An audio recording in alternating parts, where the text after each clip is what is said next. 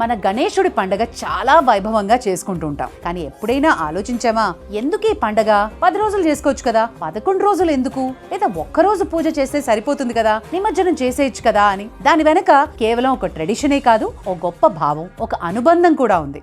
భాద్రపద శుక్ల చవితి రోజు వచ్చే వినాయక చవితి, గణేశుడు కైలాసం నుంచి మన కోసం మన ఇంటికి వస్తాడు. ఆ 11 రోజులు గణేశుడు దేవుడుగా కాదు, మనకిష్టమైన ఒక చుట్టంలాగా ఉండిపోతాడు. మన ఇల్లు ఆయన ఇల్లు అవుతుంది. మన ప్రార్థనలు ఆయన వినడానికి, మన పూజలు ఆయన అందుకోవడానికి, మన విఘ్నాల్ని ఆయన చూడ్డానికి మనతోనే, మన మధ్యే ఉంటాడు. రెండో విషయం, మన జీవితాల్లో ఆయన పాలు పంచుకుంటాడు. ఆ 11 రోజులు కేవలం విగ్రహంలా కాకుండా మన జీవితాల్లో ఉంటాడు. మనం చేసే ప్రతి పూజ, మన ఆర్తి, మన ప్రసాదాలు అన్నీ ఆయన అందుకుంటాడు అనే నమ్మకం. ఇంకా మూడోది చాలా ముఖ్యమైనది, 11 అనేది మన సనాతన ధర్మంలో ఒక పరిపూర్ణత్వానికి నిదర్శనం, ఒక డివైన్ ఎనర్జీకి సంకేతం. గణేశుడు 11 రోజులు మనతోనే ఉండటం అనేది ఆయన మన జీవితంలో పూర్తిగా ఎంగేజ్ అవడం అన్నమాట. మన సమస్యలన్నింటినీ ఆయన అర్థం చేసుకుంటాడు, మన కోరికల్ని నెరవేరుస్తాడు అనే ఒక గొప్ప నమ్మకంతో పాటు ఆ సమయాన్ని ఆయన తీసుకుంటాడు అని మనం అర్థం చేసుకోవాలి. ఇక చివరిది విసర్జన. 11 రోజులు పూజలు, నైవేద్యాలు అందుకుని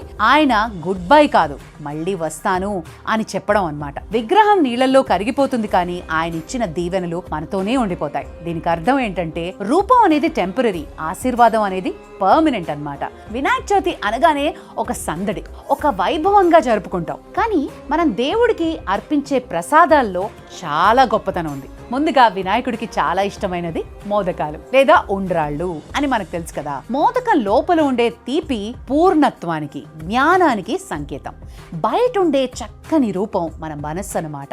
ఇక అలాగే వినాయకుడు మనకేం చెప్తాడు అంటే, మన మనస్సుని, మన థాట్స్ ని అంతే శుభ్రంగా, స్వచ్ఛమైన పాలులాగా ఉంచాలి అని చెప్పి. ఎర్రటి పువ్వులు వినాయకుడికి చాలా చాలా ఇష్టం. మనలోని శక్తిని, ఉత్సాహాన్ని, బలాన్ని రిప్రజెంట్ చేస్తాయి. అలాగే మారేడు దళాలు, ఈ ఆకుల్నితో పూజిస్తే మనకి ఆరోగ్యం, ధనం, సుఖం కలుగుతాయి అనే గట్టి నమ్మకం.